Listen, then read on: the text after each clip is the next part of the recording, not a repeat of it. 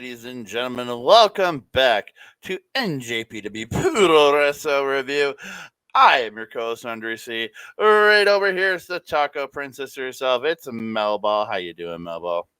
I am doing great, Andre. I might even get tacos for lunch today. There you I'm go, pretty living up excited about that.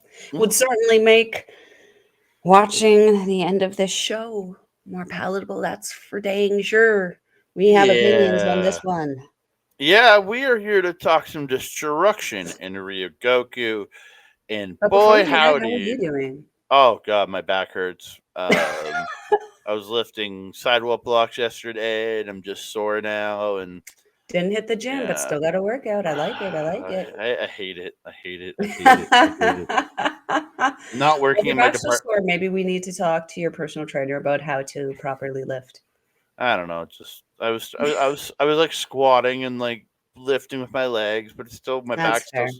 back. But I still have to like bend over to put it into the car The because it's like repetitive movement, well, undoubtedly. when you show up with a fucking small car to get sidewalk blocks, what the fuck? Just I mean, I was gonna say sounds like a operator error on that end. you buy 20 blocks and you have to come back 3 times and we only fit like up to 8 in your trunk. Fuck. And I can't imagine that like the axle and like structure of a small car can handle that I kind of I told her it would, even like putting oh like 4 or her. 5 in there, it was gonna sink the back end down super low. She's just like, whatever. I'm like, okay, but Oh, this does not help, ladies. This does not help. I would Oh have put some in the no. back seat, but she had a back seat full of shit, and they don't fit in the front seat because they're 2 feet by 2 feet. They do not fit in the front seat. Yeah, So you know what though? I mean, props that she was actually out and doing something independent though. Shout out to those independent women. We may you be one of us and may you not break yourself in the same way some of us have. yeah, sure, why not? Let's get into it, my friend. Yeah, we are going to get into it. I just want to thank each and every one of you guys for tuning in here, watching our videos, liking the videos, subscribing to the channel, sharing it out to all your friends and family, commenting down below because we'd love to hear from you. And don't forget hitting that notification bell so you can be alerted every time we drop a new video. Ding dong. Hello? Hello. Hello? What's Hello. going on? Yeah, we are here to talk Destruction in Ryogoku. I think this is last year's logo, but it's the one I found, so that's what I'm They using. look the same. Yeah, I on know. us right now, yeah. I think it's the presents part. That's the new. We start out with a pre-show match. It's a pre-show Frontier Zone 10-man tag team match. It's from Team NJPW. It's Toriano, Yoshi-Hashi, Oskar Leube, Ryusuke Taguchi, and Tiger Mask taking on from the Frontier team. I think it was called Mhm. Jun Masaoka. Who Masoka. Masaoka, his gear was absolutely fly as fuck. He had those big, like fancy shorts on. I Was love. he the one that had the like gladiator style pants on? Yes, Yeah, yes, okay. I I didn't. love the. I was getting confused of the names, so I just Well, started nicknaming them based on their gear, and he was gladiator guy. yeah, I wrote down what each person's gear looked like, so I knew to tell. Like one of the then Kazuma Sumi, he was the dude in yellow. Then Yes, Kengo, who I did know him because we had seen him before. yes, yes. I called him the Um, gangster. yeah, Takahiro Katori, who we did see before because he's the dude with the bunny. Yes, I just love saying his name.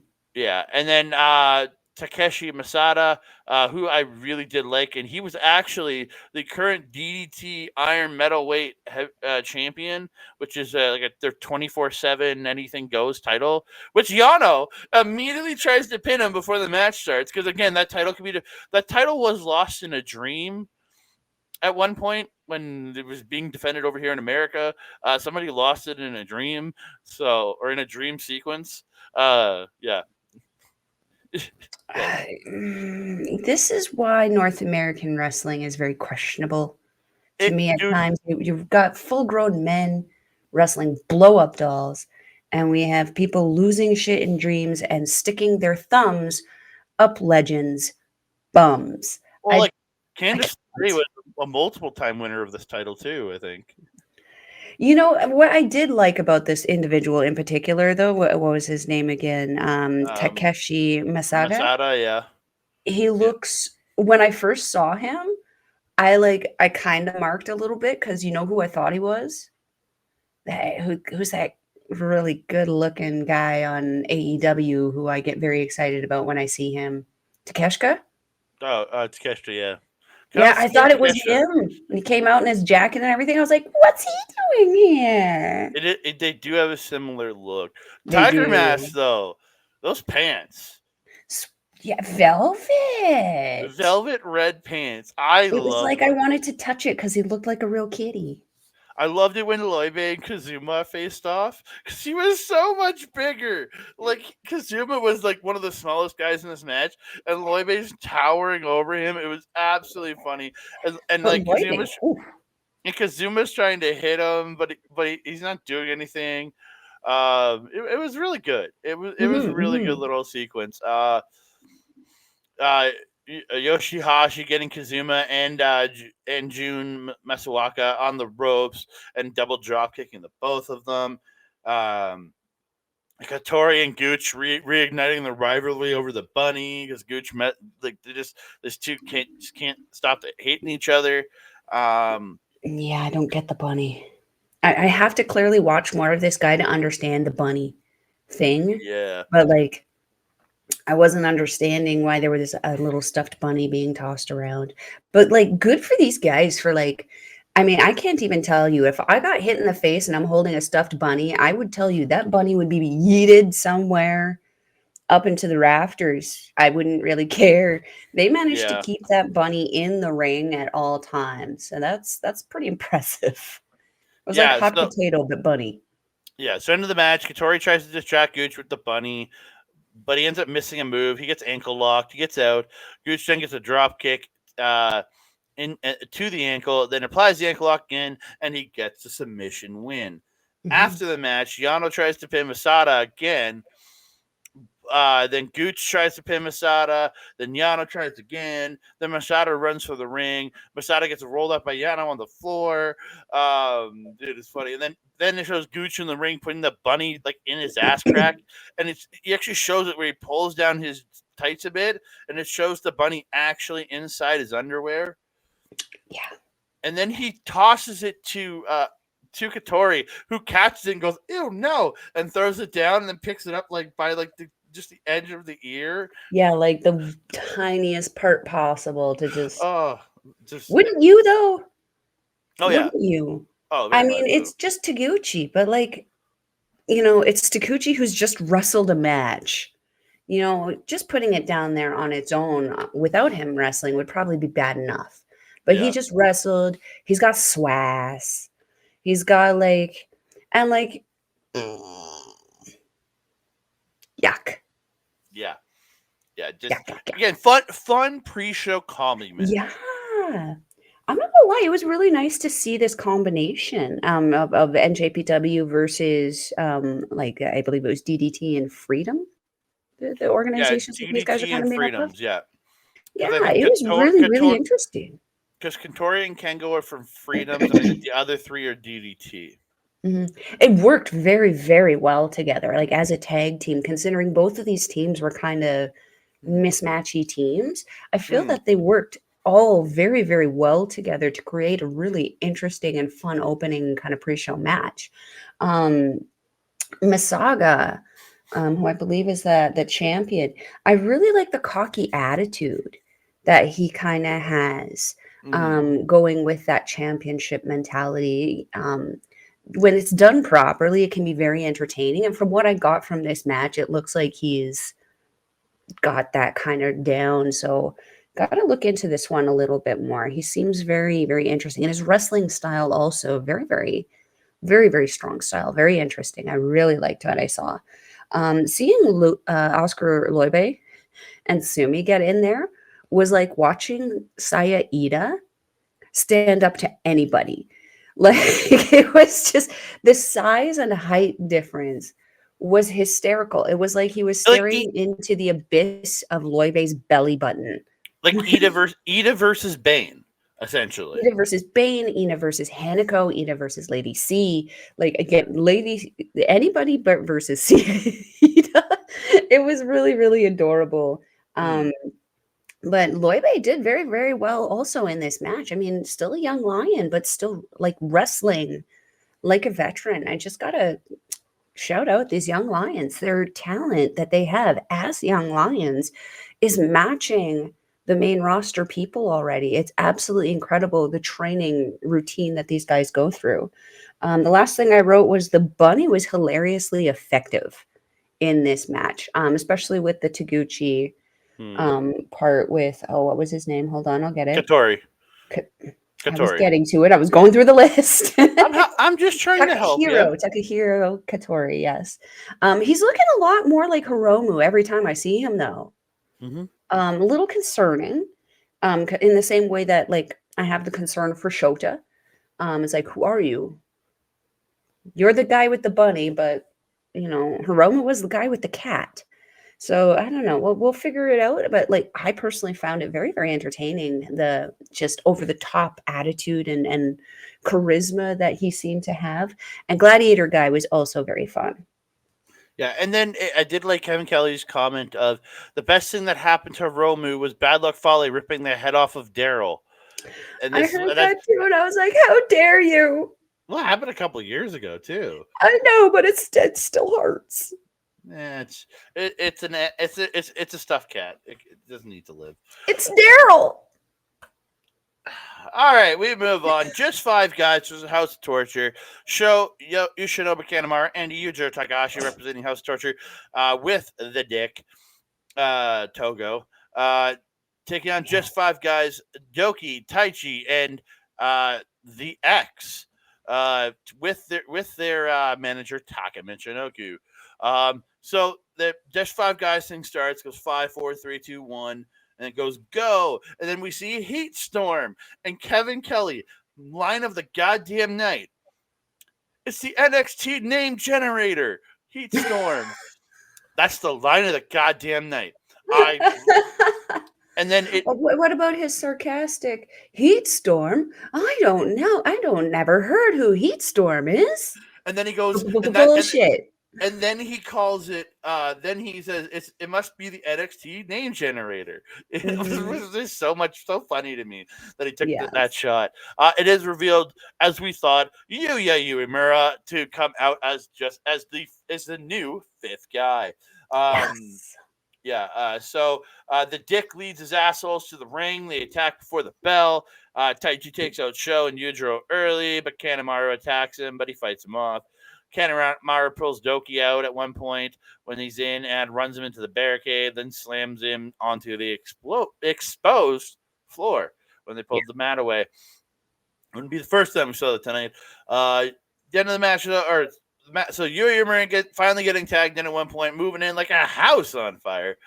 Togo does push him off the top into a low blow. House of Torture attack him, but they can't get the pin. Douki stops Yujiro from using the walking stick, or as I wrote, whacking stick. And Taichi lariats Sho and Kanemaru, and Sho and Kanemaru. And then Douki hits the springboard moonsault to Sho and Yujiro on the floor. Corner drop kick, then the high cross, followed by a double arm lock bridge, like overhead flip bridging suplex by Uemura, stealing Ren Narita's finish. Pretty much, he did the Narita special. That's the Narita special. Yeah, so he actually wins it. Yuya Uemura wins the match with the Narita special. And just five guys conquer House of Torture here in the opener. So first of all, let's talk about Uemura's debut here. I mean, how adorable did he look coming out in that jacket with the cape, the gear? He stuck out like a sore thumb, again, like in his teammates, but you're shaking your head. You don't agree? Yeah, for one, your team all wears black for the most part, match their color. Two, his gear to me looked like the cape looked just dumb. His red tights with Yuya all over it. I hated him. I hated his look.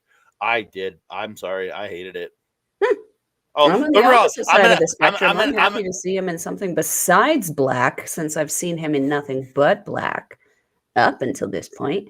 I do agree. I didn't like how it didn't match the rest of his faction, but he also, for me, in the story of what this was, he's kind of the archangel coming in to kind of save everybody. So to me, because Sonata's not doing his job, so at this point, to me, it kind of worked out in the story kind of sense.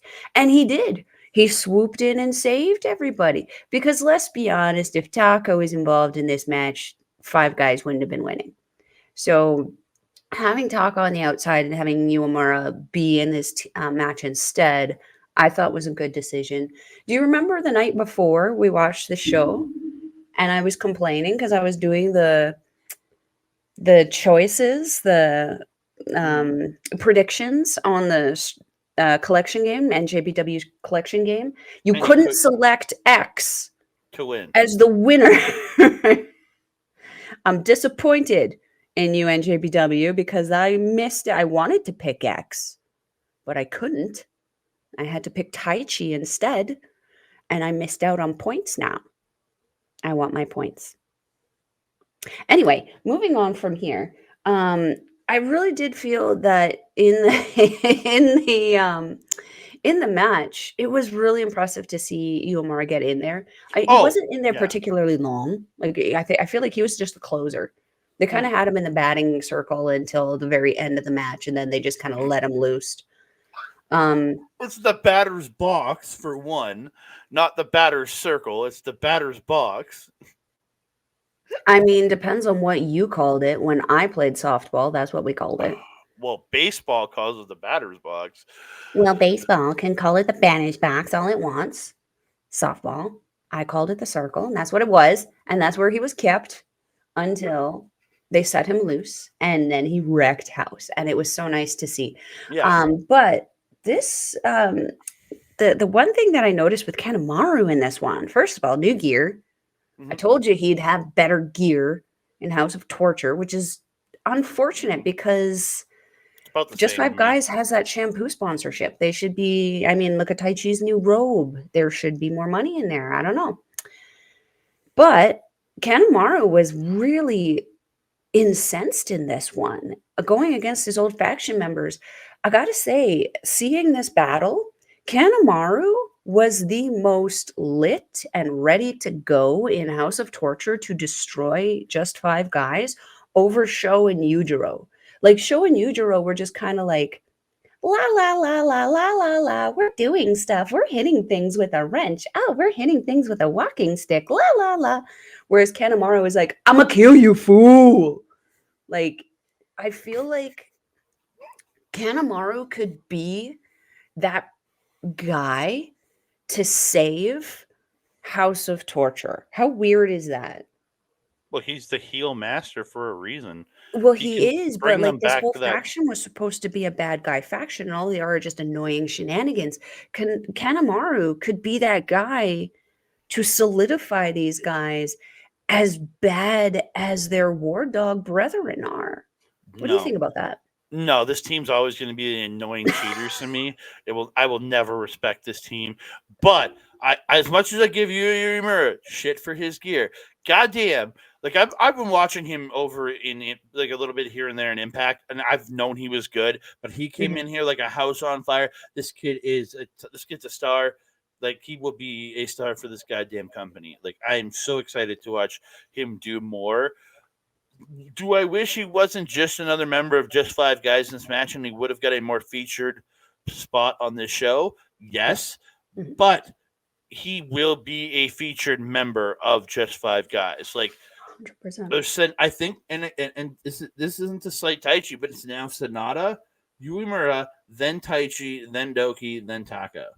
In kind of that order now. Taichi seems like it almost comes off after this match as the secondary. It doesn't come off as a secondary number 2 guy in the faction anymore. He kind You of know what he gives feels me the below vibes your. of? What's that? Fale. Yeah, he kind of he's like the heater. He's that guy that The rogue general. he can be that he can rise up and do what he needs to, but he's not the main star out of the team. And he's okay with that. And he's okay with helping Sonata get to that IWGB-World Yeah. Championship. And he's okay helping keep it on him. Yeah, I agree with that. The last thing I wanted to say is at the end here, when they were doing their photos for the victory wins, I just thought it was absolutely adorable that they're like standing there pointing to like Uemura, like, yeah, he's our dude. He won, blah, blah, blah. And Doki's like 3 feet over there, like, yeah. And Uemura just sticks his arm out, grabs Douki, and just awkwardly yanks him over into like this awkward, like, bro neck hug choke thing. Poor Doki's just sitting there, like, if you could see the rest of his face, I'm pretty sure there would be a scowl on it. It was adorable, but it was a nice show of camaraderie and like brotherhood and showmanship between the 3 of them, 4 of them, sorry. Yeah, it was nice to see that he is being welcomed as part of the team. Yeah. So we are gonna move on. Second match of the main card, third match of the show. It's Tanga with Yano versus Chase Owens with nobody, because Gato didn't show up for him on this one. I'm a little disappointed by Gato. I mean, are we though? This is what Gato does. Gato goes where the money is. Yeah. Chase Owens has always been a part of Bullet Club, but he probably doesn't see the lucrativeness in someone who wrestles that good. But what a freaking match this was. Yeah, holy crap, take us into it. Loa bringing back his GOD gear, white and gold, baby. He's finally matched into his brothers and his manager. Owens attacks early. They brawl, but Loa gets the advantage. Loa does get the advantage. Gets a swinging Uranagi, but Owens stops 619 and gets a neck breaker out of the ropes, and then hits a wrecking ball dropkick to the floor. Owens ends up like reversing a move from Loa, slides down and like pulls in on the knee to hyperextend it, and then goes to work on the knee. Loa reverses the C trigger into his spear, then gets the backhand chops, the bang bang bang bang bang chops into get them into sword hammer. The backhand chops into the corner. Not gonna call them that. The corner lariat, and then a top rope drop kick, followed by their 619. Why are you not going to call it that? Because it's dumb. And the Eddie Guerrero dumb. And the Eddie Guerrero senton for it too, because it's not the name of the move. Sword hammer sounds better than chop. The backhand chops. It's just simple. That sounds like a bitch ass move. Yeah. Chase tries to pull the tights for a roll up, but Loa kicks out. So Owens goes for a springboard. Looks like he's going for like a springboard line, like a lion salt or like an os cutter or something. But Loa just grabs him midair and just yeets him with this German, and he goes rolling out of the ring. It was great. Absolutely tremendous sequence there. Owens is attacking, hitting stops an attack by Loa, hitting a thrust kick, hits a jewel heist into the barricade. Looked pretty rough. Back in the ring, Owens is attacking Loa.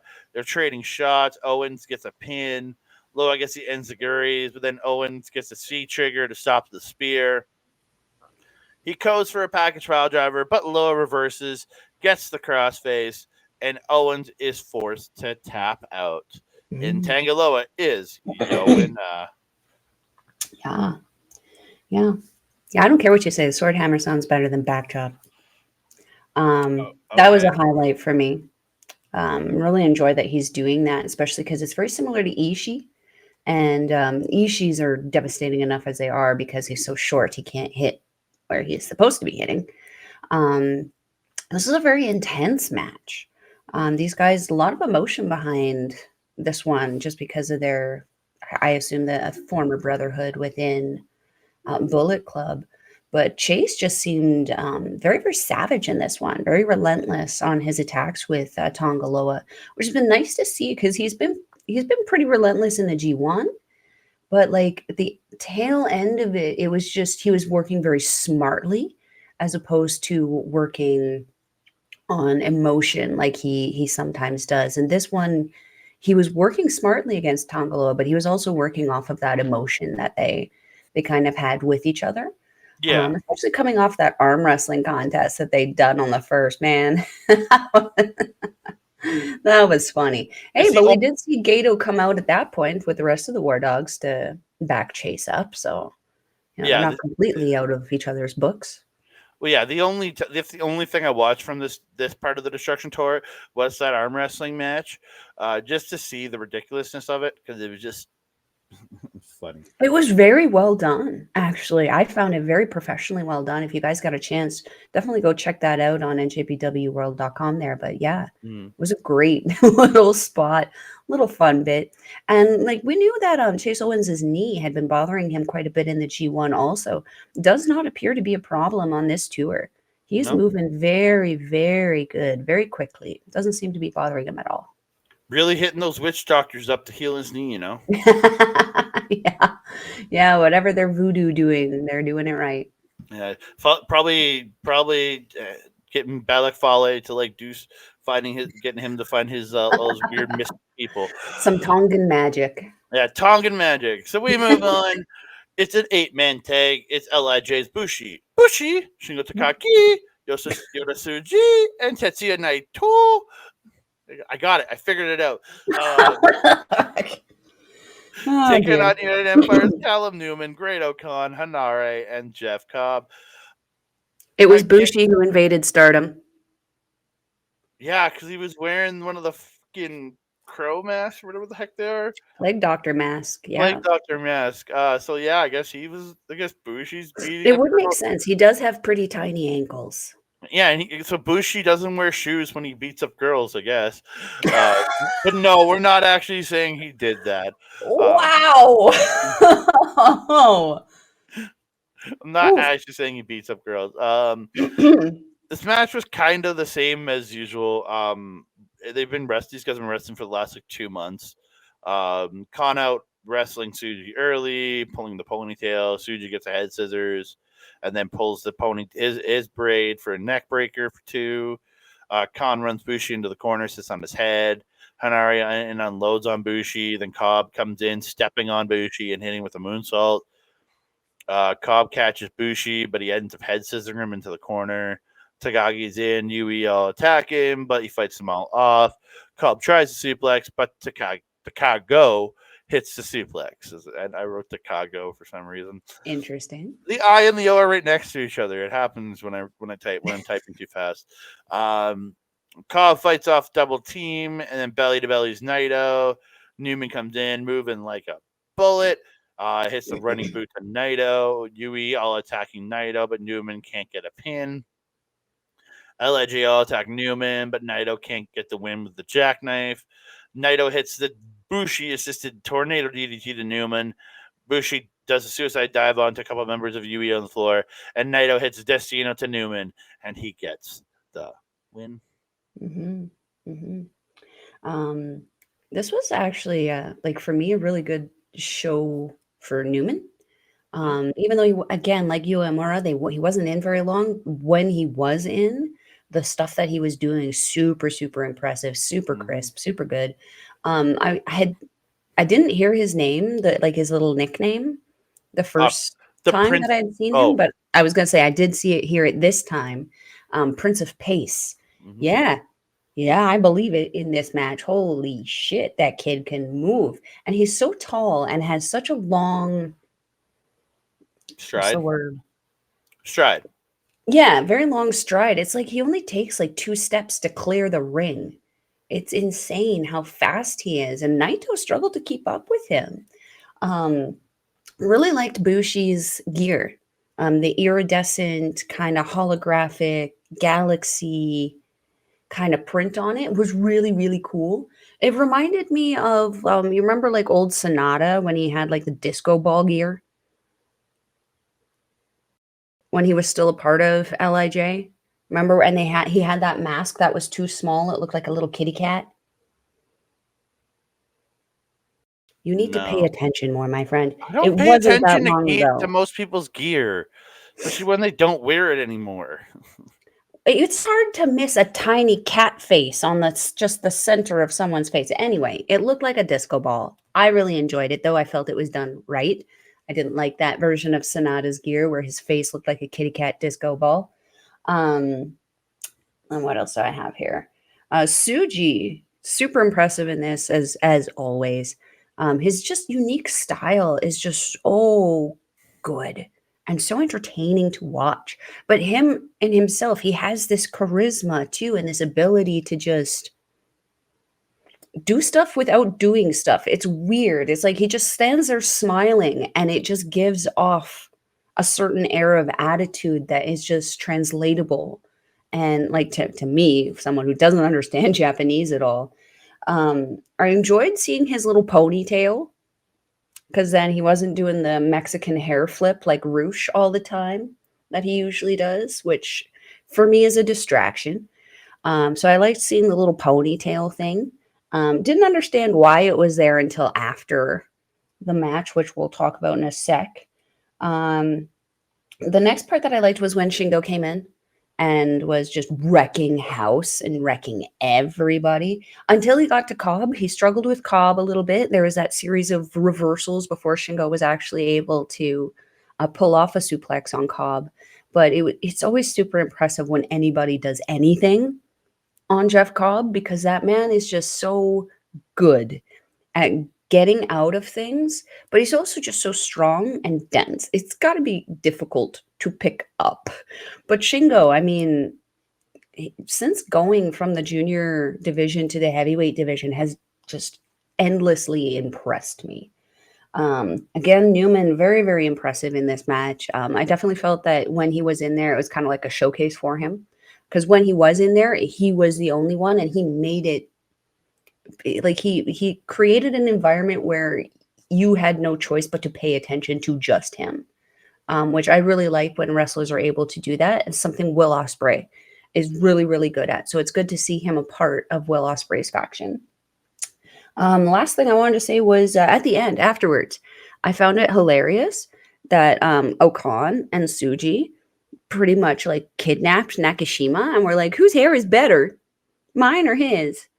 Well, we're going to tell you, Okan, if you're not eating it, it's probably not going to be yours because your hair is synthetic, and that's obviously an extension. Suji's hair is real.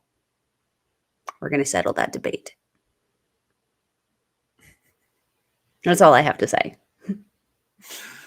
We are going to move on.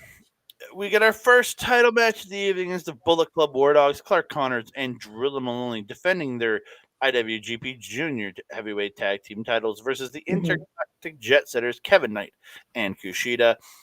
Chance attack for the bell, as usual, with these guys. Kushida fights back, sending him to the floor. Knight hits a tope suicida off of Kushida's back. Kushida getting the drop toe hold, and Knight following up the running frog splash by Knight to Driller. To Drilla. Kush gets a seated dingle dangle. Didn't stand up with it, though. A little disappointed there. He turns in another submission. Connors gets a spear out of nowhere to Kush. I wrote Kush on everything just for abbreviation's sake. To Kushida to turn the tables, and Drilla goes to work wearing down on Kushida.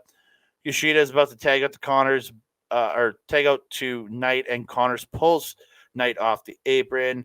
Smart tag wrestling by War Dogs. They trip up Kushida, but Knight ends up tripping up Drilla and gets hot tag. Knight in with those springs in his leg like the springs in a tiger's tail, man. That guy has hops like you wouldn't believe.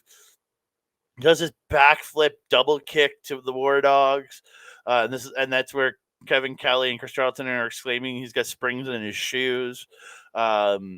They hit the electric chair drop kick in the Intergalactic Setters, where he gets where Kushida gets him up on his shoulders, and with relative ease, Knight hops and drop kicks him one of the War Dogs off the shoulders. The the hops on Knight are insane, but the War Dogs come back and they hit the high low to Knight. Drilla hits a spine buster and the spine buster into the double stomp.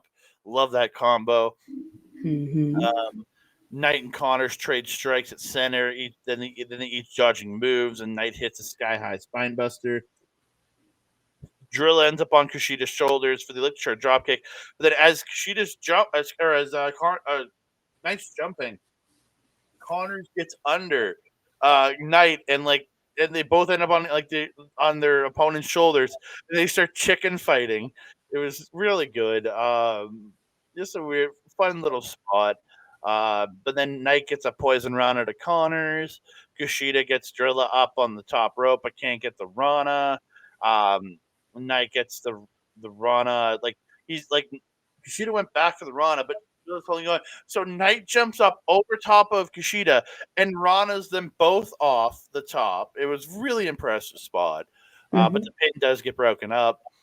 Drilla ends up turning the Kushida handspring back elbow into, as he comes back, he flips him over his shoulder into a Drilla killer. Looked so impressive on that transition. Then Connors hits a spear on Knight. Drilla did a pop-up tonight and Connors came in and hit a spear. Then Drilla lifts him up for the suplex. Connors comes off, or lifts Kushida up for the suplex. Connor comes off the top of the spear. And the War Dogs retain the tag team titles. And then after the match, War Dogs swinging their titles around like their dicks. Very reminiscent of Bullet Club legend, Doc Gallows. Why'd you have to ruin a good match by bringing up that frickin' idiot? Because I knew it would piss you off. You like to ruin things. I'm not allowed to have nice things. Well, then they shouldn't act like him. Well, they probably shouldn't have made Doc Gallows into what he is, but a legend. Festus is how I will always remember that one. A Japanese wrestling legend, Doc Gallows. Festus is what he'll always be. Moving on from that nonsense, don't know why you had to ruin that. This was a very fast and intense match. These guys been feuding a hot minute. Bullet Club's kind of feuding with everybody now, though, but it was very interesting, though. For me in this match, I didn't get... this feels weird to say because they have been former tag champions, but I didn't get the meldingness. I didn't get the teamness out of Knight and Kushida in this match as much as I did with Connors and Maloney. And for how long Connors and Maloney have been tagging together versus how long Knight and Kushida have been tagging together and working together and training together, as mentioned on commentary by Kevin Kelly, I don't know. There should be better melding. It felt off, not like in a really terrible way, because they worked very effectively together. There were no hiccups, botches, anything in this match that I am aware of. But they didn't feel as united as Bullet Club in this, which is weird for me to say because they performed so well together, but Connors and Maloney just performed that much better together. They worked super, super well together. I really love their tag moves. Man, they are just so vicious and dominant with their moves when they start getting going, especially Connors. Maloney is just like a loose cannon at all times. But Connors recently has started to pull it in, and he's not been fighting the women and children anymore. But he's been I don't want to say calm because he's been far from calm. But when he walks in, compared to how he used to be, he's walking in a lot calmer and saving the insanity for the actual match, which I appreciate because it gives us so much more out of him. And he already is a treat to watch. I felt that Kushida's frustrations in this match were very much on display. Since coming back to NJPW, I feel like Kushida has been in a constant state of frustration because it's almost like Kenta.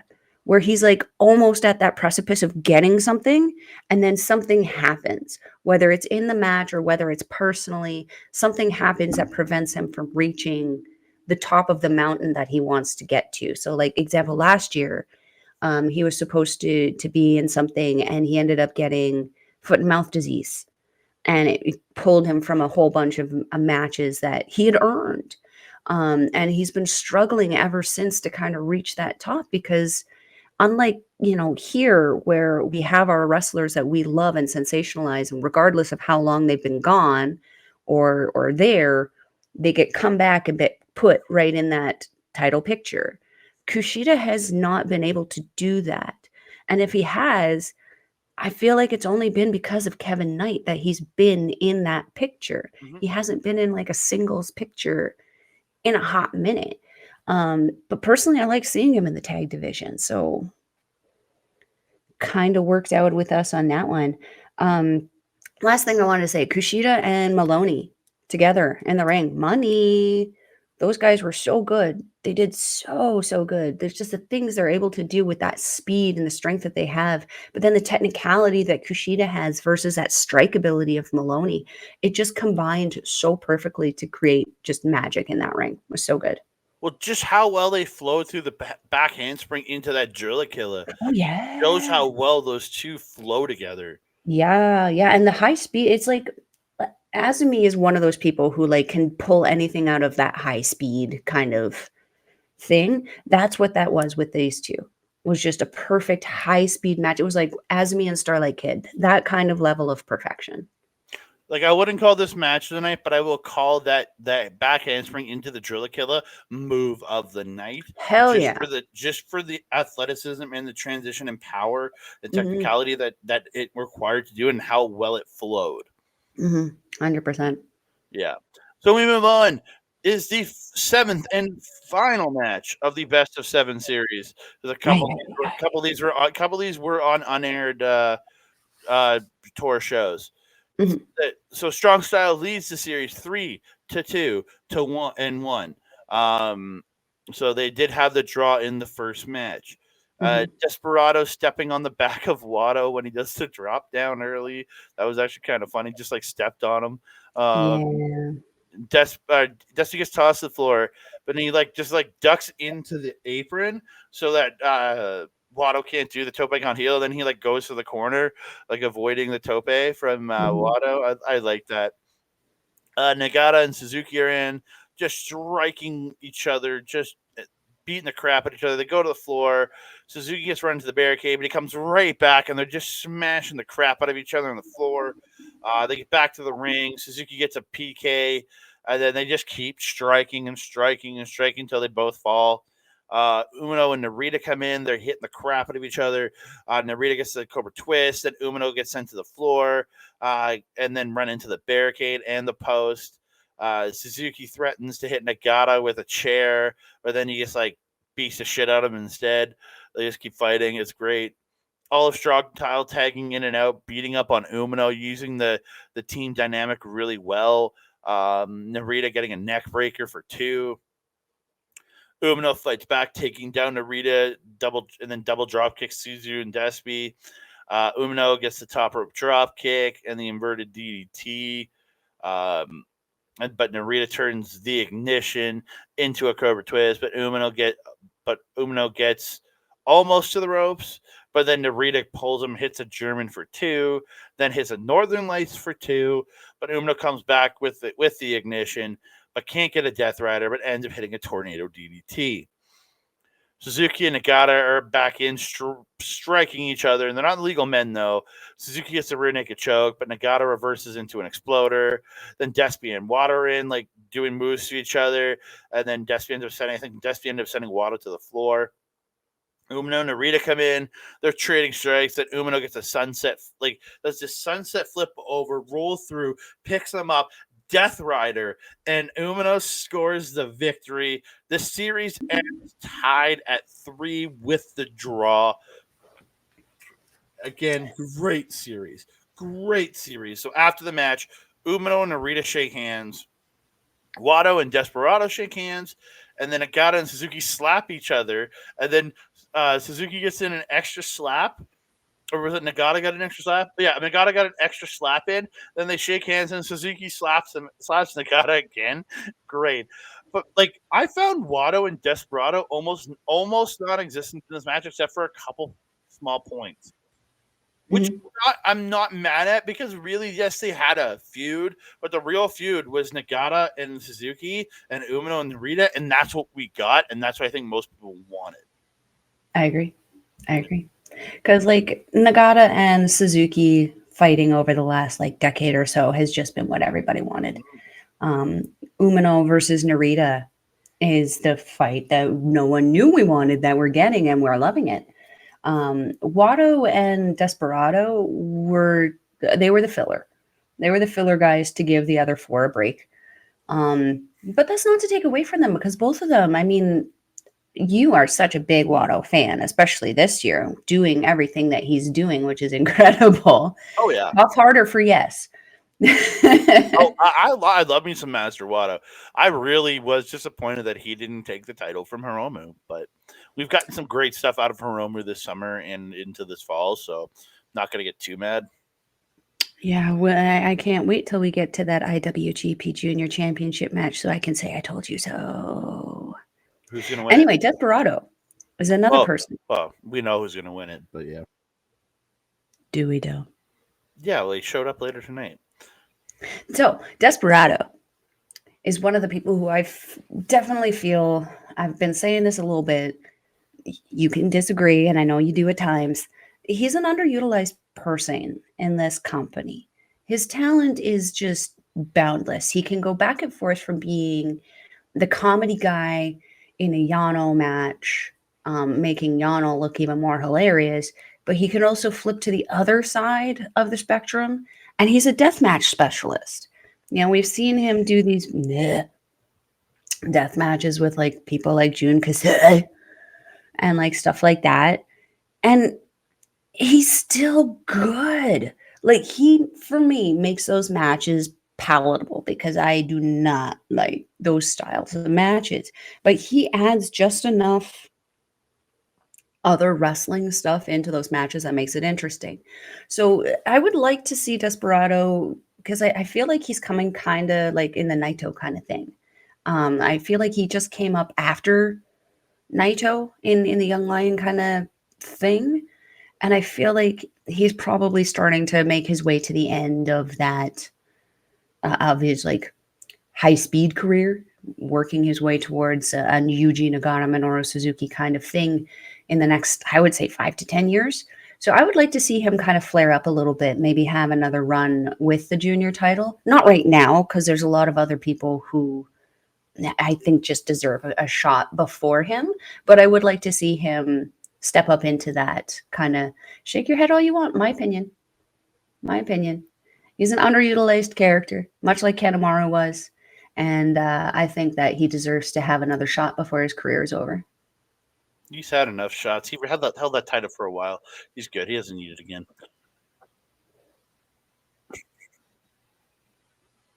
Rude. I am. Thank you. Rude. Moving on. Moving. Oh, so I did want to put this in. And we'll go over the card quickly at the end. But Narita will be teaming up with Shota Umino at Royal Quest 3 on the 14th to take on Okan and Francesco Akira. I'm looking forward to seeing how they work as a team now. After this war that they've gone through with each other, how they're going to work as a team now, that'll be interesting. I mean, they ended it pretty nicely, all things considered. So they would do better, I think, than Yuji and Minoru would. Because let's be honest, if it was Yuji and Minoru on that apron, they'd be tagging each other out by bitch slapping each other. So I still think you're going to see a couple of those kind of exits where one like chops the other out of the mat, like the tag out. I think you're going to still get a couple of those in this match because while yes, they shook hands at the end, I don't think the rivalry is not over. So I think you're going to see. Oh, not by a long shot, no. But I think you're going to see a bit of that in this match. So. I disagree. I agree that their feud is kind of like this part of their feud is buried. I think it's only a matter of time before another one arises Mhm. and they dispute again. Whether it be in this match, whether it be in a month, whether it be in a year. This isn't the last time we've seen them Yeah, well, battle with each other. once Narita beats somebody for the never open weight title, then they'll reunite and they'll be fighting over that. Yeah, it would be an interesting concept, yeah. Yeah. So we move on. It's another title match, like title match number 2 of 4 on this show, or 5. I don't know, a 5 on this show. New Japan Strong Openweight Tag Team titles, Bullet Club War Dogs, Alice Coughlin, and Gabe Kidd defending their titles against the Gorillas of Destiny, El Mhm. Fantasma and Hikuleo with Jado. And again, Gato absent from ringside for the War Dogs. It's okay. It's just interesting. You know what I mean? That I mean, he that's what Gato does, though. He places more emphasis on the leaders. We saw that with Jay White as well. But even in the Finley match, he wasn't there at the beginning of that match. He showed up, but he wasn't there at the beginning. So both men are both the Gorillas are wearing black and blue to complement each other. Hikuleo Mhm. got the blue gear to go to match his partner. Mhm. Colgan comes out, but Kid attacks ELP and Hikuleo from behind. Gabe launches ELP over the barricade into the crowd. They wrap Hikuleo's knee around the post, and then Colgan starts working it over. The War Dogs tagging in and out, working over the knee of Hikuleo. Hikuleo gets a big back body drop. I can't remember which one, but one of the War Dogs, and he tags out. ELP hitting all. Oh, it's Colgan. ELP hitting all the flying moves in the ring to Colgan. Hits a planche at a kid on the floor, or as I wrote on the gloor. I guess I wrote galore instead of floor. I don't know. Then hits the Eddie Guerrero senton and the Lions out to Colgan in the ring. But Colgan comes back, gets ELP up with a suplex, and then just like hucks, just yeets him to the floor out of the suplex. Kid beats up on ELP on the floor. They go back, then he tosses him back in. They're tagging in and out, beating up on ELP in their corner. ELP does get a tag out. Hikuleo gets in the match, hits the snake eyes to Coughlin, and they're fighting. And then War Dogs fight off the double choke slam, and Hikuleo hits the double clothesline, and then hits them both in the corners. Coughlin gets a gut wrench slam to Hikuleo, and then applies a single leg crab to that damaged knee. Hikuleo gets to the ropes. Coughlin beating up on. I wrote Coughlin beating up on Coughlin. So Coughlin beating up on Hikuleo, but he gets the power slam, and God gets a double team boot UFO combo for 2.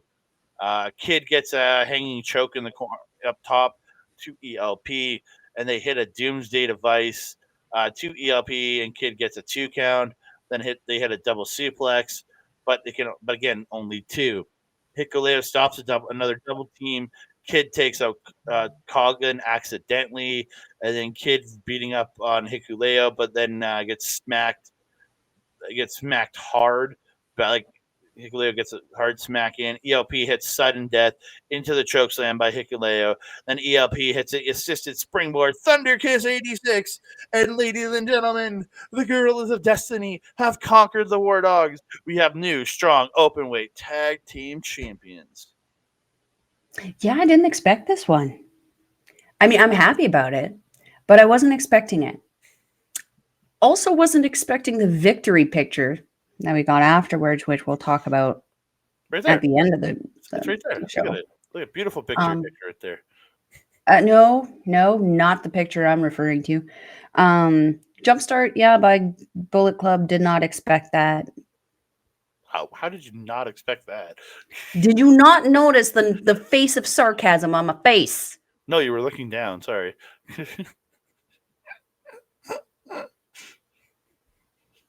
Shocking. Yeah, they really isolated God in this one, especially at the beginning and middle part of this one. Seems to be kind of a template that we do see with NJPW, though, that the people who are not going to win tend to dominate in the beginning half of the match and then get worked over at the end there. I did feel that this was kind of a little bit of a surprise ending for me. Yeah, really working on the Hickey Man's knee there. I mean, smart. Take away the big man's legs. How can he stand up and do power moves on you? So working very, very smartly together, Bullet Club. The gut wrench that Coughlin did on freaking Hikuleo. Goddamn. Like, that's probably not a very easy man to lift up. And then on top of that, like, I don't want to say he's gangly because he's certainly filled out a little bit since he's joined, but like Hikuleo is very tall, very long limbed. He struggled a little bit get those feet off the ground, but man, oh man, strength of Coughlin just insane. And also, like he did his signature suplex where he's like sitting down on the ground and he put ELP in the suplex position, stood up with him. That's freaking incredible. That man is so strong. I'm not gonna lie, he sticks out like a sore freaking thumb in Bullet Club right now. Like, not because he's not a bad guy, he's doing the heel shit really, really well. It just, he feels out of place in Bullet Club. Anyway, Hikuleo and ELP worked very, very well together. I really, really enjoyed. Like, I was not sold on them as a tag team going into this match, but this match definitely changed my opinion on that for how well they did work together. I'm pleasantly surprised with this one. Yeah. I really enjoy this, and I'm really happy. I'm happy with the result here. I really am. I loved seeing these two win the tag titles. Again, I didn't expect these two to pick up the win, but again, I'm pleasantly surprised that they did. Me too. Very much so. We move on. Never open weight 6-man tag team titles. It's Chaos's Kazuchika Okada and Tomohiro Ishii teaming up with Hiroshi Tanahashi, defending their titles against the Motor City Machine Guns, Alex Shelley and Chris Sabin, and their partner Josh Alexander. Chris Sabin is the current X Division champion. Alex Shelley is the Impact World champion, and Josh Alexander is the man who will challenge Alex Shelley this coming weekend. I think it's Saturday or Sunday, the 16th, for the Impact World title.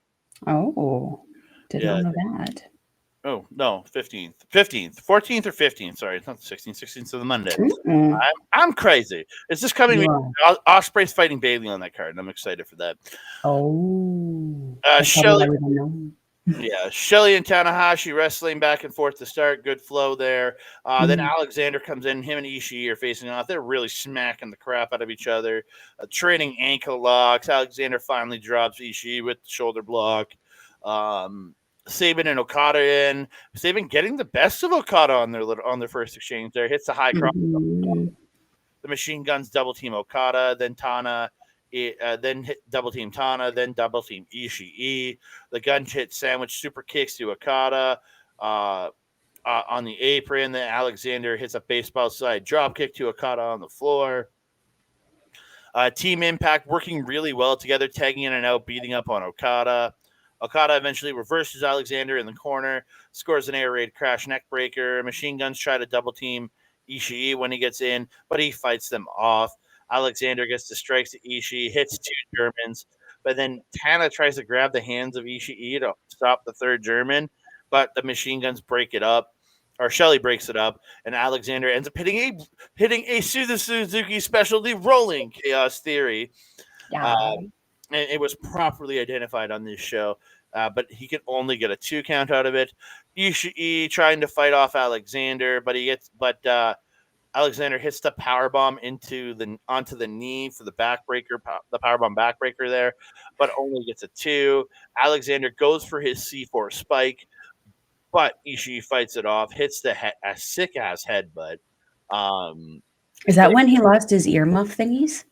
I think so, yeah. He headbutted the earmuffs off of Josh Alexander. Yeah, he headbutted the headgear right off. Yeah. Again, it's amateur wrestling style headgear, right? So, and that's his gimmick is he was an amateur wrestler, so that's what he goes for.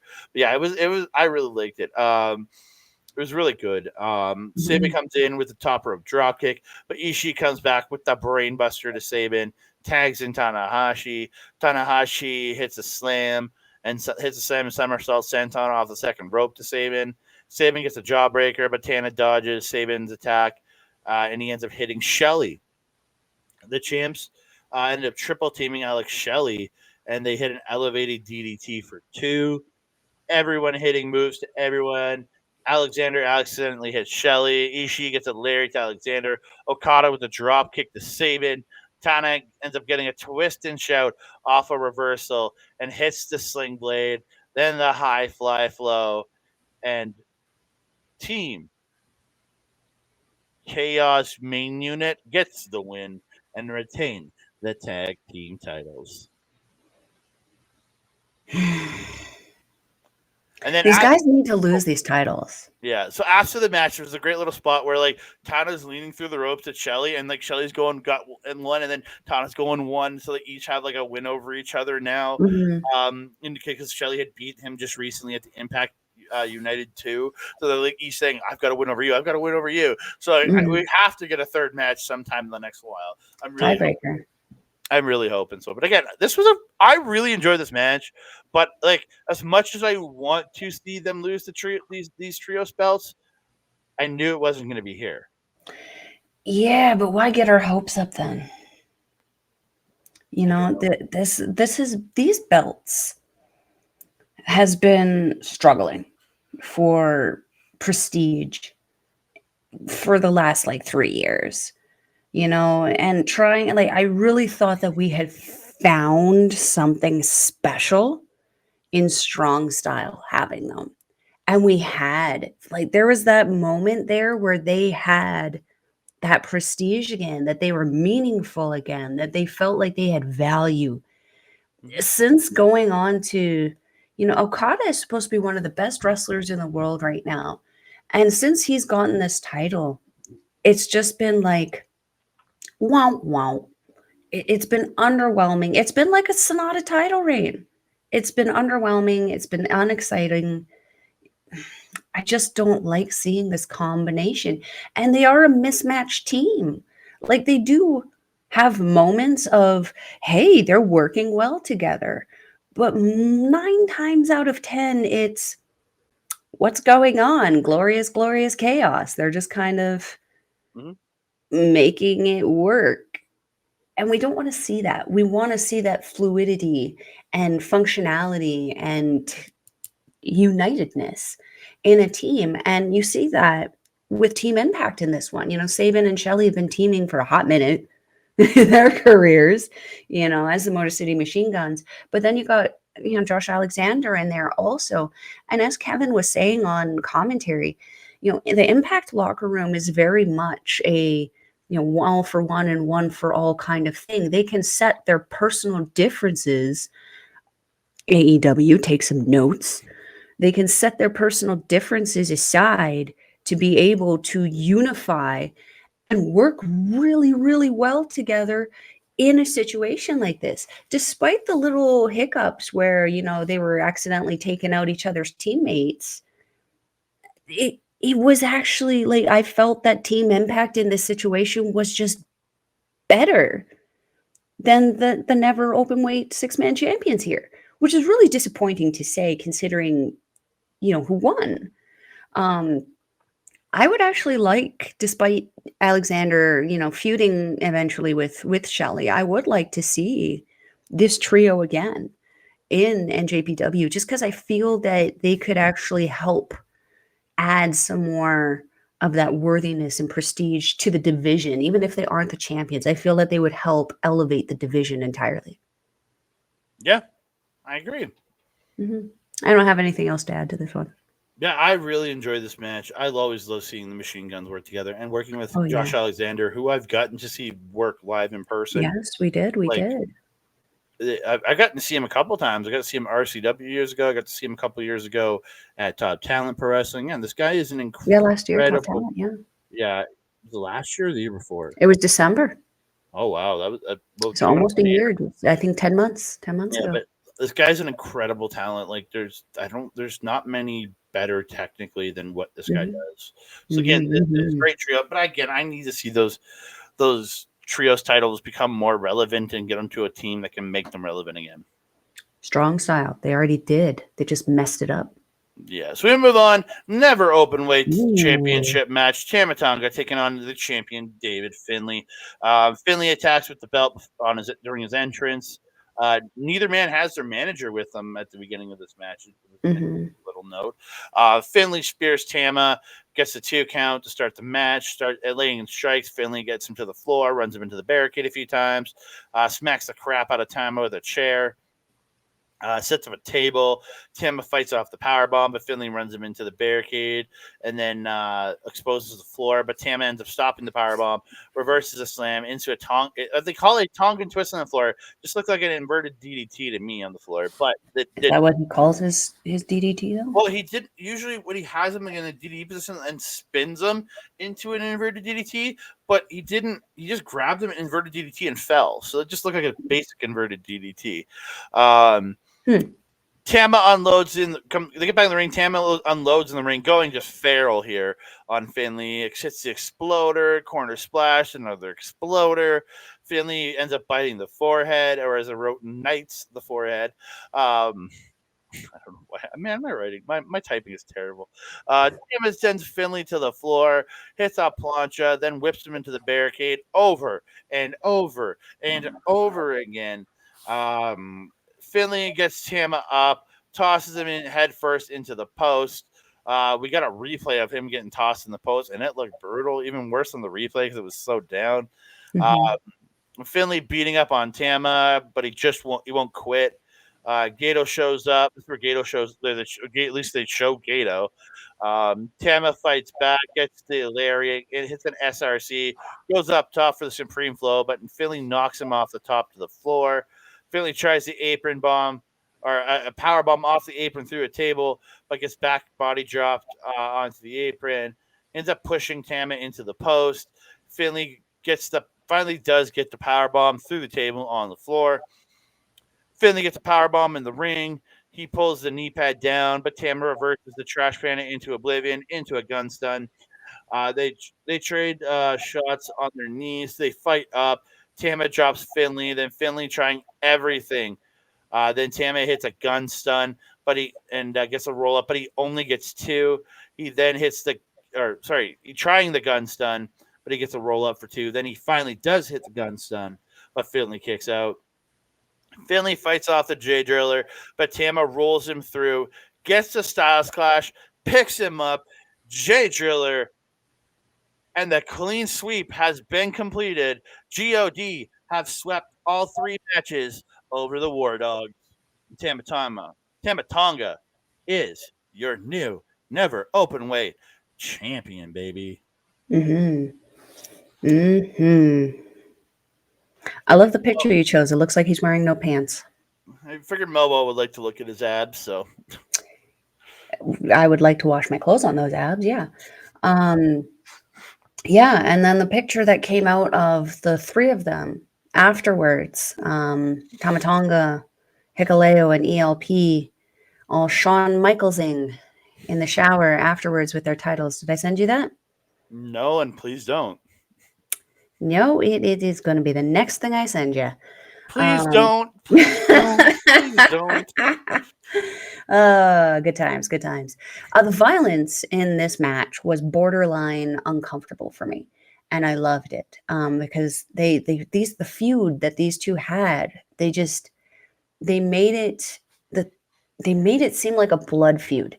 They made it feel like they needed to unalive each other in this match, and the intensity and just the sense of urgency that both of these men were fighting with was just top notch.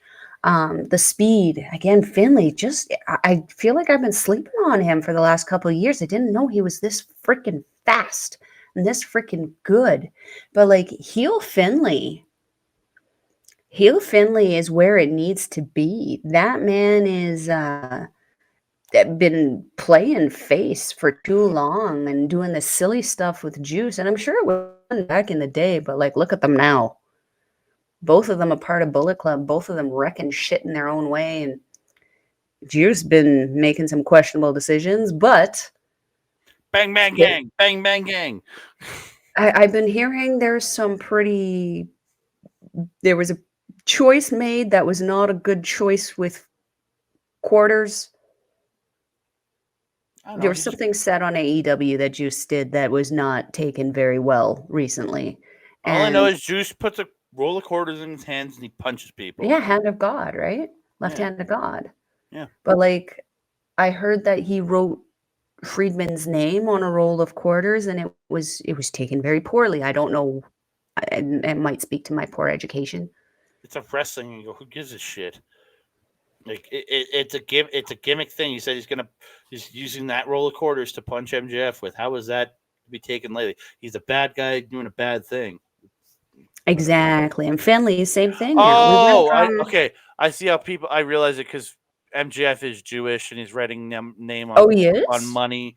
So yeah, that might be why Oh. people. But I don't think that was the intention of it. He's writing it on saying, This is the roll of quarters I'm going to use to punch you in the face." I, Oh, I okay. think Yeah, that's. that I, yeah, that is probably oh, that I makes think so much that, but I sense think now. that's the connotation. Not I actually didn't like know he was he's not writing Jewish. the yeah he's not writing the money on he's not writing his name on the money as a shot at him. He uses those roll quarters to hit everybody with. Yeah. He's earmarking that roll to hit MJF with. It's not. Yeah, yeah, that makes sense to me. I don't Yeah, take it people as a chill Jewish. out Yeah, I if take it you're as a. freaking out about that. But yeah, both of these guys, Juice and Finley, went from being the like I don't want to say laughing stock, but like they were certainly like the Yano comedians of the tag team division in Mhm. NJPW at that time.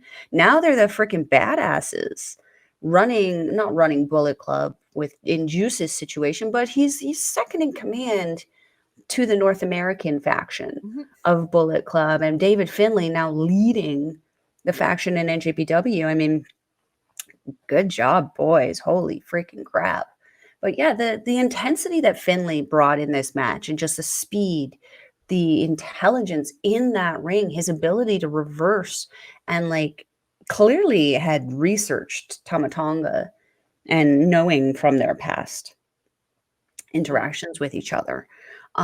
Yeah, this match was so good, so intense. As I mentioned, it was borderline uncomfortable for me, the amount of violence that they were giving to each other in this one, but it added to the story, and that I appreciated. Yeah, I loved the intensity between these two. It was Mhm, insanity. mhm, Yeah. So we move on. Triple threat match, three-way mhm. dance, whatever you want to call it. Hiromu Takahashi defending his IWGP Junior Heavyweight title against Mike Bailey, and subbing in for the sick Leo Rush is Yo. Yeah, because I guess he got a win over Hiromu on the 7th, and then got added in on the 8th during the press conference. So Yeah. yeah, because Leo Rush is out sick. Mhm. Hiromo looking very awkward taking off that coat when he's on the turnbuckle. Yeah, and then Kevin Kelly and Chris Charlton state the last time we had a three-way match in this company was Kenny Omega versus Kota Ibushi versus Cody Rhodes, but that's not true. It was the women's three-way from April when we last had a three-way match in this company. Hazuki Azumi and Mercedes Monet. Yeah, Sakura Genesis boys, come on. They do correct themselves later in the match, but come on, dude. Mhm. You're the professor, Chris. You're supposed to know this stuff. Um, Yeah, keep in mind though, NJPW predominantly a male company, so like, you know, he's forgetting when the women were there is not gonna surprise me. but he's called Stardom. He should know this shit. I mean, how many times have I called things and I can't remember what the dingle dangle is actually called? The inverted hanging Billy Goat's curse. Dingle dangle. Bailey takes out Hiromu. Him and Yo go at it till Hiromu comes back.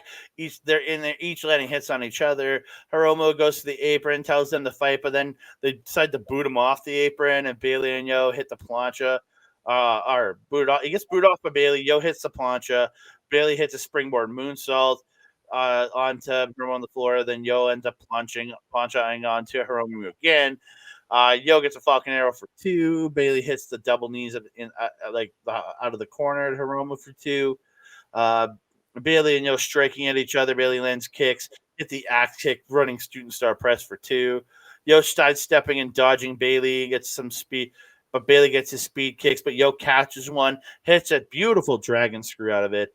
Hiromu uses Yo to Rana Bailey, then attacking both. Bailey gets a drop kicked into Yo in the corner. Hiromu does get the sunset bomb over the top to Yo, power bombing him onto the floor. Hits the dynamite plunger to Bailey in the ring, but Bailey kicks out at 2.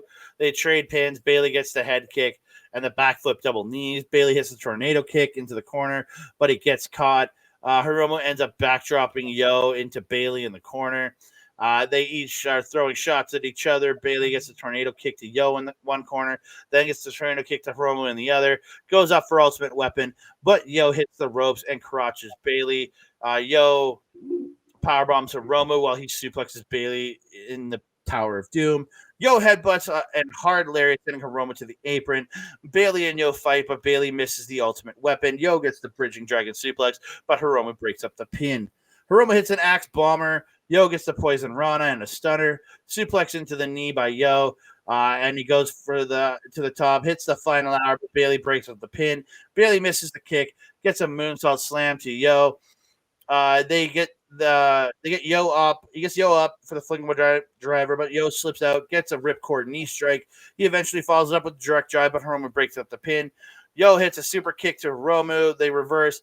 He gets a time bomb for 2. Axe bomber. Hiromu hits time bomb 2. Pins Yo to retain the title. After the match, the lights go out. Come back on. It's Taiji Ishimori. Hits the jumping knee to the face, then picks up the belt, tosses on Hiromu, decides not to hit the bloody cross. He said he's back for the belt, and the time bomb's time is over. Whew. What did I tell you? I told you, Ishimori. I told you. I usually just hear like Yeah, I know. Whenever a Melball opens her mouth, all you hear is Charlie Brown grown-up noises. Wah, wah, wah, wah, wah, wah. I told you. Ishimori Taiji coming back for that title. You saw it first here on I just wanted him to come back for the title against, and Watto be the person he was coming back for it against. That's what I want. There's no story there. Yeah, he wants. There's no story there. They would have to create a story, and Watto struggles with that. Watto needs something to lead him into something. Ishimori doesn't require that. Hiromu doesn't require that. But Watto is new enough and still working on that story thing because his in-ring is just top notch. And his ability to sell, top notch. His ability to act, top notch. He just doesn't know how to work a story quite yet. And I feel that for a title, it's not going to be the place for him to do that. Now, Ishimori, that guy knows what he's freaking doing. And there's a story there with Hiromu and him. And not just from this. There's a history, a long history of Hiromu and Ishimori meeting up. You remember there was another triple threat match that they were in for the junior title in, I believe it was in one of the LA shows. It was Hiromu, Ishimori, and I want to say Dragon Lee all fighting for the title. And Ishimori, unfortunately... I thought that was a 4-way with Rey Mysterio. There was no Rey... I've never seen Rey Mysterio in an NJPW ring. I have. He wrestled in a 4-way match. Okay, but I have never seen that match. This was a triple threat. It was a battle of something. It was before Hiromu broke his neck against Dragon Lee. Anyway, getting into this match though, having just seen Mike Bailey take on MRB here was really super freaking cool to see him again taking on Hiromu. Hiromu and Bailey, definitely the stars of this match. I kind of felt that Yo was just kind of there to take moves and to remind people who he was replacing in this match. As we'd mentioned before coming on air here, he was doing a lot of Lio Rush's moves as opposed to his own moves. I definitely felt that Lio was kind of like a shadow guy in this match in comparison to Hiromu and Bailey. But I really felt that Bailey was the one on display and being showcased in this match, just because I felt that he not only got the most moves off, but he got the best quality moves off. Hiromu is a little spastic. He's a little all over the place. This was a fun match, though. Very, very high speed match, very intense match. I just kind of held on and enjoyed everything. Yeah, that's all I got.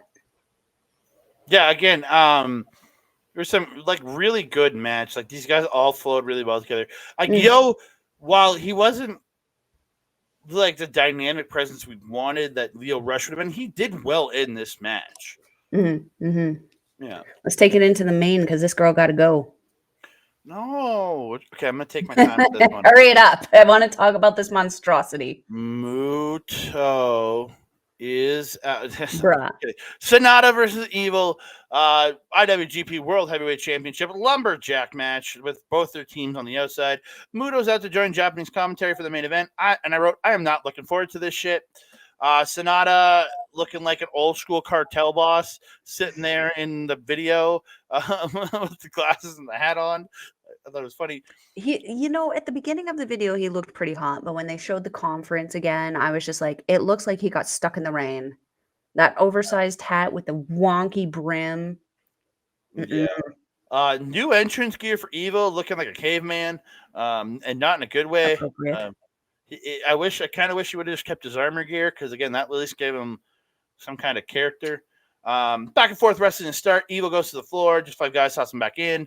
Then he goes to the other side to his boys. But then just five guys comes around, so Evil has to run in to escape. And he gets tied up in the ropes by Sonata in the Paradise Lock on the ropes. And then Sonata drop kicks him back out. Sonata's working over Evil. They're pulling each other's hair. Evil low bridges Sonata over the top. House torture attack him on the outside. Evil runs Sonata into the barricade, taking out Abe-san. Evil tries to get Sonata to quit over the mic, even though it's not an I quit match. But I guess verbal submissions do count. Evil whips Sonata into the exposed buckle back in the ring. Evil and House Torture toss Sonata back and forth in and out of the ring. Really weird spot. Just tossing him in and out. It was really stupid. Sonata unloads chops on Evil. Sonata runs Evil into the exposed corner and hits a backdrop, and both are down.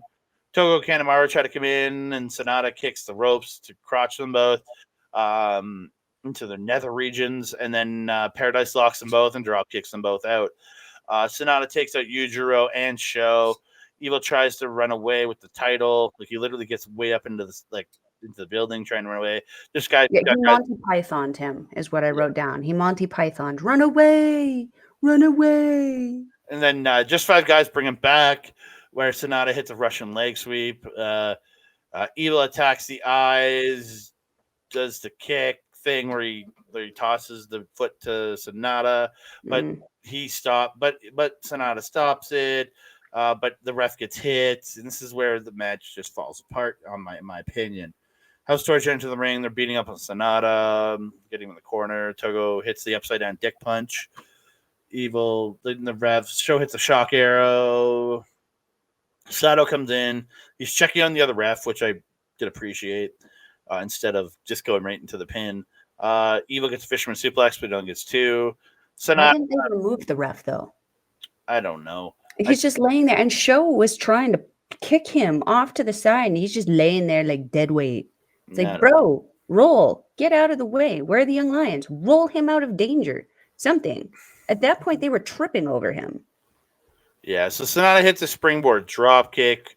Both men are down. Evil fights off Sonata, but Sonata gets the TKO, but only gets two. Skull land by Sonata, but Evil gets out, blocks a Shining Wizard, gets the Darkness Scorpion, but Sonata gets to the ropes eventually. Man, my phone keeps vibrating. It's annoying me. Darkness falls by Evil, but he can only get two. Sonata stops everything as Evil. Evil hits a lariat, then another, and Sonata collapses. Sonata hits a magic screw. Sonata misses the moonsault, does get the skull in, but Togo rings the bell, and so Sonata ends up breaking it. But the ref says it's not the match is an ovo. Togo and Douki. It's just a giant mess. Taichi's in, stopping the wrench wielding Sho, hits a Black Mephisto. Kanemaru spreads whiskey in the face of Taichi. Taka takes out Kanemaru. Yujiro hits Taka with the cane. Then Uemura hits Yujiro with that Narita special. Evil gets Yuya Uemura with everything is evil, but it ends up getting blocked. Yuya Uemura hits it, Enziguri. Sonata gets a Shining Wizard. This is where it should have been over. He goes up to the top, hits the moonsault, does it again, but the ref gets pulled out at 2. And I'm like, God damn it. I'm getting so I think that was Marty Asadi at that point. Oh, the third ref in the match. Oh, I'm so mad at this point. So fourth, sorry. Sakamoto, Red's Shoes, Kenta Sato, and now Marty Asadi. Yeah, all the refs have been in this match. So Yuri Uemura gets low blowed, Sonata gets low blowed, Douki gets knocked off the apron, Evil hits Sonata in the head with a chair. The crowd is just audibly groaning at this point. The crowd is just like they're like them and me both. They're half booing, but half just like is what they're asking why though. Yeah. Evil and Togo hit the magic killer. Togo brings Red Shoes back in, but he ends up flipping off Evil, flipping off Togo, just saying, screw you both. Sonata gets an O'Connor roll, but Red Shoes won't do a fast count. I said the same thing. I'm like, why did you not make the choice to do a fast count in this? Yeah, just so dumb. Neck breaker, face, but like he goes for a neck breaker, but then spins it into a face buster for 2. Goes for everything is evil, but everything Sonata is hit. Then Sonata eventually gets up, hits the Shining Wizard twice, hits Deadfall, and retains his title. Fuck this match. Muto presents the title to Sonata after the match, and then Taichi locks it around his waist. Naito comes out, says they will get Naito versus Sonata at Wrestle Kingdom, and he let Sonata do the sign-off. Sonata says he's looking forward to facing Naito. He does highlight Yuya Uemura, gets the chant for Yuya Uemura. Then Sonata does the thank yous and sign off. But fuck this match. Fuck this match. Fuck this match. This was the last thing I saw before I went to bed, and I went to bed angry. The shenanigans were too much. Like, I don't... Gato, what the fizzidiac, man? Fix it. You have to recognize at some point in time that this is not... This has been going on a hot minute. It's been going on, 2-3 years now almost. Frick, these guys are not interested. They are not Oedo Tai. They need Oedo Tai because, my God, like Natsuko Tora, baby girl, please help us. These guys need help. The shenanigans took me right out. And it was like literally from the hop. I was trying to finish this match because I know I have to review it. But I'm sitting there like, I have zero interest. Zero interest. And it's so unfortunate because now you have 5 members in House of Torture who independently on their own are actually really competent and efficient and intelligent and just good wrestlers. But then you put them together and call them House of Torture. And it's like, you removed all of their brain cells. They only have the singular one, and it's just sitting there going, bow, bow, bow, bow, bow. And that's what we get. You're muted, so I don't know what point you're making. I was saying, whoa, but I guess I was muted. Togo has never been good. He is an efficient in-ring wrestler. Everything else about him is garbage. But when we talk about his ability to do moves or take moves, he's good. He can take moves really good. Magic Killer is a problem for him still. And like, it's probably an age thing. Just get Yujiro to do it instead. Stop asking the little dick to come in and be, helpful. No, at no point in time has a little dick ever been helpful. So, yeah, this match was not fun for me. I could not get into it. I couldn't stay into it. The only point in time that I got into it was when Red Shoes flipped off everyone. I was like, yes, we're going to get another Captain America moment. That was when I was like reinvested. But you know how close to the end of the match that was. It shouldn't be. How long was this match? Like 30 minutes almost? 28 minutes and 1 second. It felt like a freaking eternity. You should not have your main event be feeling like it's dragging on or like just slowly snowballing down a rocky mountain. It Mm-hmm. just, it was so bad. And it does not help that Sonata is just really not having a good title run. It's adding more stain to something that's already a stain. You know, I am happy to see he's starting to have a little bit more charisma, a little bit more emotion. But like, hopefully, with the addition of Uemura, who's like, he's so cute and he has that charisma. And you've been seeing that on Impact. He has that ability. Let's hope that that shit's contagious Yep, and I hope that so. Sonata feeds off of that like a little vampire. Because Lord help us, we need it. Yeah, I really hope so. Because again, this has been very up and down in my opinion. I don't know. I'm just getting a little sick of this fucking team. Um, Fuck, man. There's so much potential that could be done better, and it's just not being done better or in a way that's entertaining, which is defeating the purpose of what this is. Yeah, 100%. Excuse me, sorry. It's early in the morning as we record this. Yes. And I've been up. Let's wrap it up. Yeah, I gotta. But again, this match is just like I for when we were talking before this, I'm like, oh, it wasn't that bad. But as I'm recapping, I'm like, oh wait, I hated this. I hated this. I hated this. It was atrocious. Like It was maybe the not main first event worthy. maybe the first 5 minutes were all right, but then it Oh, just no. the first 5 minutes Last were 5. the first 5 minutes were fine because they were just standard wrestling in the first few minutes, but then everything started happening and it all just piled on and just went to shit. Ah, Yeah, it's not fun. And like the crowd, like you can tell by the energy of the crowd, they're not enjoying it either. that- At some point something's got to give. Gato, fix it. Please. yeah. So we're gonna get out of here. You can find me on the X Mastodon, Blue Sky Hive at that Canada guy, TikTok, Instagram, Threads at that Canada dude, Facebook. You can find me over here at the Andre Melball Wrestling Talk Facebook page.